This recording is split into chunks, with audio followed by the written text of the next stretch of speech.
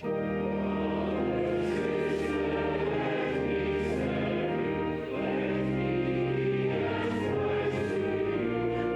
and peace to you.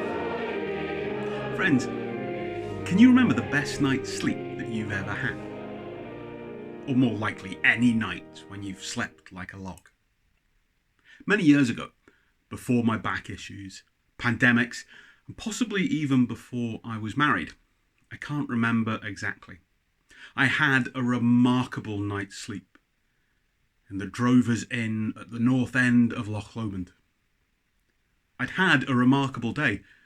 I'd walked roughly 30 miles, hitchhiked across the loch in a fishing boat, and ended the day with a bath that felt as deep as it was wide in an attic room that didn't feel as if it had changed in 150 years or maybe more. That night I fell onto the bed, pulled the cover over me, and woke up about 9 hours later, refreshed, delighted, and a bit stiff, not having moved an inch. I think it was the best sleep I've ever had. And with a hearty breakfast and a couple of ibuprofen and a skip in my step, I disappeared into the hills once more. The sleep was glorious, but I could only do the work the next day because I'd had a good night's sleep.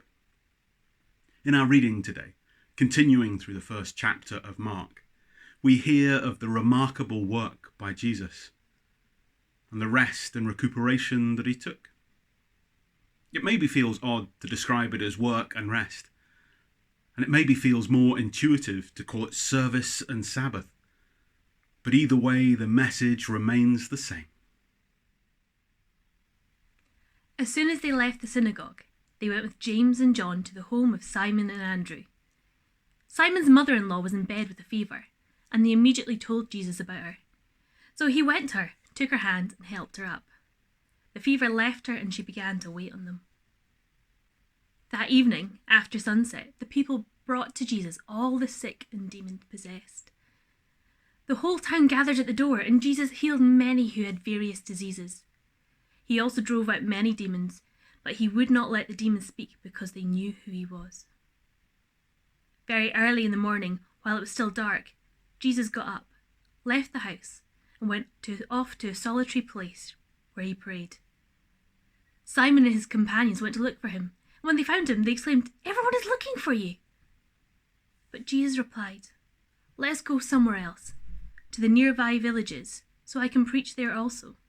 That is why I have come." So he travelled throughout Galilee, preaching in their synagogues and driving out demons. Here in Scotland, we have a remarkable and world-class National Health Service. It's not perfect, but it is an exceptional, free at the point of use service. It's easy to take it for granted. It's easy to take for granted that we have fairly reasonable access to our GPs, although we know sometimes we have to wait longer than we'd like. But even during the pandemic, we still have been able to access healthcare. And part of that is because in Scotland, we have 76 GPs per 100,000 people. I know the NHS is more than just GPs, but it gives us a good idea for comparing where we are with other places. When I lived in Malawi, it was clear that medical provision was nowhere near the same as here in Scotland. In fact, there are only 2.5 doctors per 100,000 people. When a doctor came to a remote village to hold an open drop-in clinic, people would walk from miles around and sit in the hot sun waiting to be seen. This could be their only chance to see a doctor and get medical help before their readily treatable infection really took hold and sadly ended their life. In the reading, we hear of similar scenes as people flock to Jesus the healer. Obviously, in the ancient Near East, they didn't have doctors as we would understand them, or antibiotics or anything like that. But they did have medics and healers. And when they arrived, people would flock to them. People would flock to Jesus. In Malawi, when I occasionally worked with doctors, they were very strict about their working hours, whilst being extremely passionate and caring towards those who they were serving. They worked hard and without stopping until the end of the day, when they would take time to go and rest. The reason being that without rest they could not do the miraculous work of healing that the next day would contain. Jesus worked hard and rested so he could work tomorrow.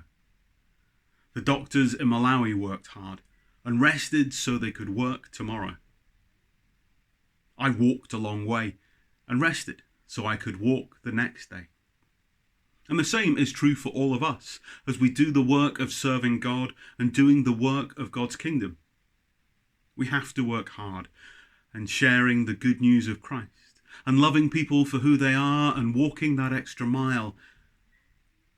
But we also need to rest, and we need to pray, and we need to play, and we need to refuel ourselves for the task that lies ahead. To do that is to imitate Christ, and that is what we are called to do. As we think of healing and the NHS, it's natural that our minds are taken to the situation that took place at University Hospital Crosshouse in Kilmarnock at the end of last week. In these situations, it's really difficult to find the words. So all we can do is offer the groans of our hearts and the hope for love to somehow break through. We can only offer that to God. It's hard. We must work hard. We must pray hard. We must rest hard and recuperate hard. It's what Christ did, so we should do also. Go and rest. Go and recuperate, so you can be restored for the work of loving the world. Know God's blessing. Be God's blessing.